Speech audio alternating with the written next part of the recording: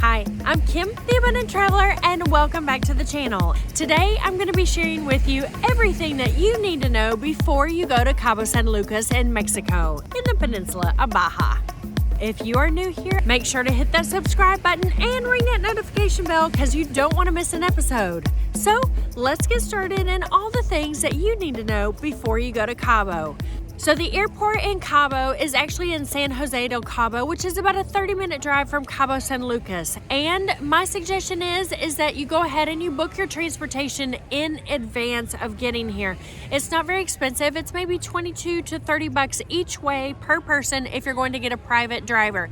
You can also do a shared shuttle as well, but honestly, I think it's just worth having a private driver.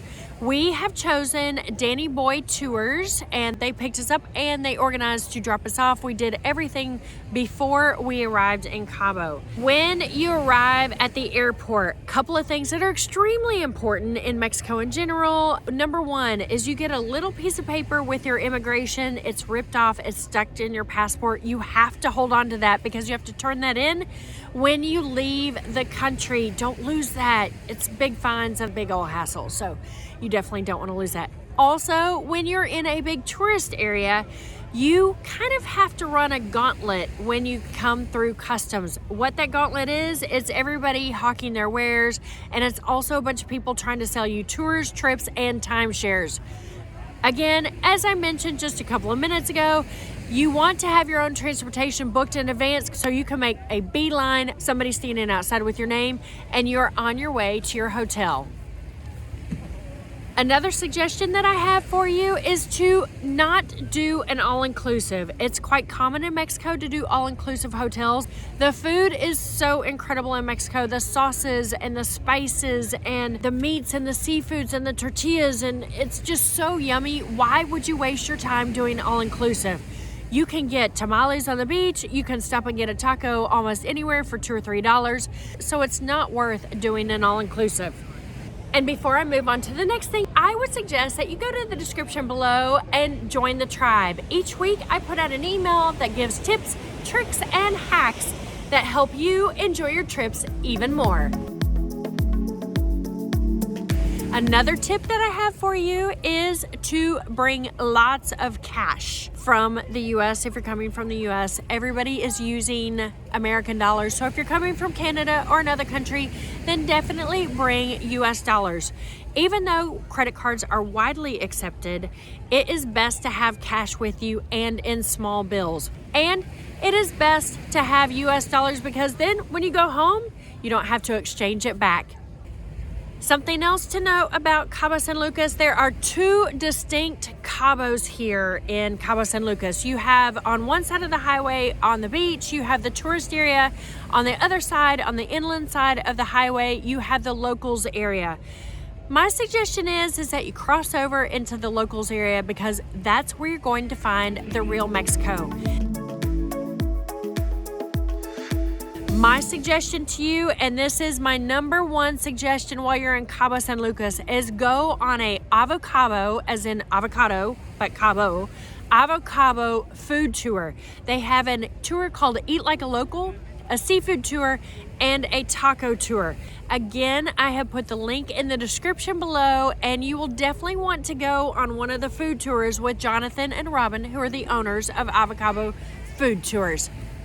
Another suggestion for all of my trips, always go on a food tour the first night you're in town. The hosts always give you so much information. They provide so many details. You get to learn what they drink and what they do on a regular daily basis. You get tips and tricks, and then you have a local's phone number in case something happens that you can always call up and ask for help. Speaking of getting around in Cabo San Lucas, it's really important to pick a hotel based on your style of travel. We have chosen a hotel, Pueblo Bonito Rosé, and it is, I would say, 3.5-star hotel, and it is about a 15-minute walk into town, into the marina, and all of the things that are happening, including the clubbing at Mandala and Cabo Wabo and all of that as well. So if you want to be near the nightlife, near a bunch of the restaurants, you want to be staying as close into Cabo San Lucas as possible. If you are looking for a relaxed, low-key place to stay, you just want a beach and don't want to worry about anything, then I would suggest staying at some of the resorts that are between Cabo San Lucas and San Jose del Cabo, like La Blanca, and there is a Thompson Hotel here that is absolutely magnificent. Again, I'll put the link in the description below for both of those. If you're looking for bohemian chic away from everything, try the Hotel San Cristobal near Todos Santos. Speaking of the beach, the beaches are sandy beaches. You can see right behind me. They're a beautiful sand. They're easy to walk on. You don't need walking shoes like some of the places in the world where there are pebbles. It's very easy to walk on the beach, but something to note, there is a huge undertow in Cabo San Lucas.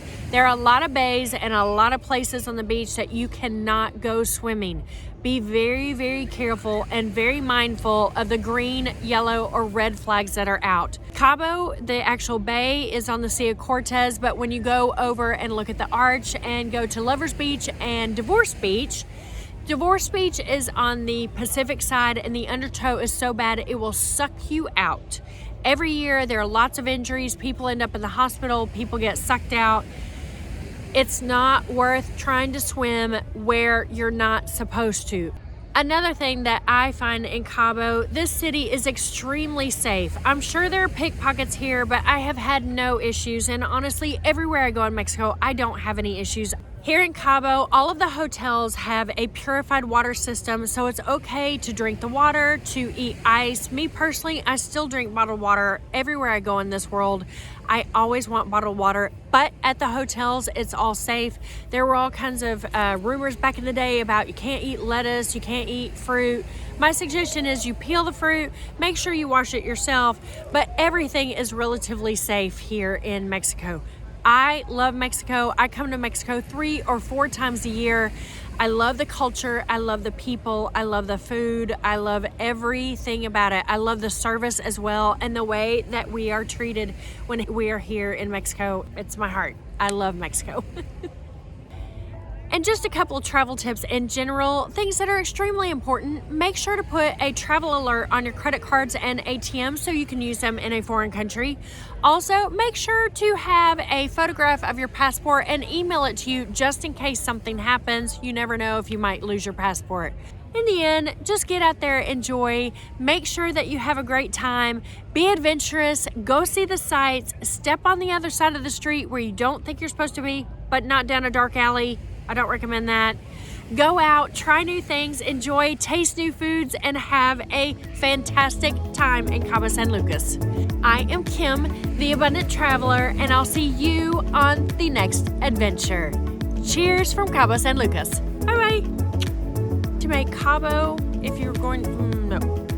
Or you could go, let's see, I forgot.